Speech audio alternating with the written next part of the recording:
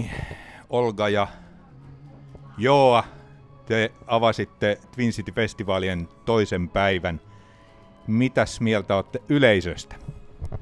No yleisö oli aivan tosi hyvin mukana ja siellä biletti ja siis laulun mukana ja oli tosi hyvin mukana. Mitäs Joa? Samaa mieltä, että ihan älyttömän hyvin lähti mukaan, kun vähän sanoit nyt mukaan, niin sit lähti.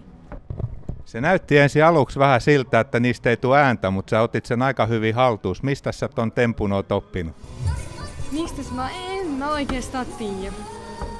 Yleisö ei tullut mukaan, niin sitten pitää vähän ravistella yleisöä. Ja sit lähti tosi hyvin. No, mitäs teillä on? Onko teillä ollut festarikeikkoja tänä vuonna vielä yhtään? Mitäs on? No ei oikeastaan. Tää oli eka. Samoin ei oo ollut, tää oli eka myös.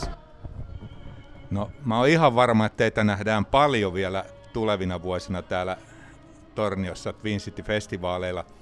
Onko teillä mitään semmoista lempifestaria, mihin te haluaisitte päästä joskus?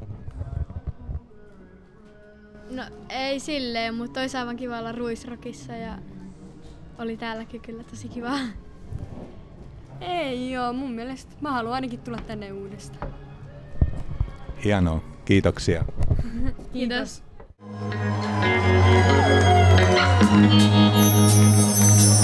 Sä oot silti mun sylissäni, kun lämmin vesi joka nainenkin.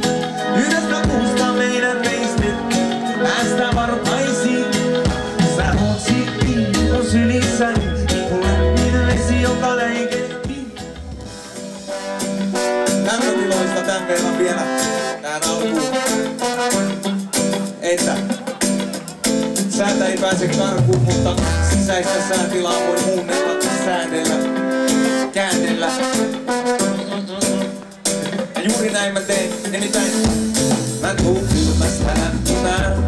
Aion tulla viereesi könkkimään, vaikka onkin kaukana sieltä. Baby, me tavataan vielä. Mä tuun kylmästä lämpimään, aion tulla vielä sua renkimään. Ja vaikka oot kaukana sieltä. Me tavataan vielä. Sä asut siellä missä aallot lyörattaa ja palmu puu. Pistäkää ne pystyyn, pistäkää ne pystyyn uhmaamaan tuhmaa sadesäätä.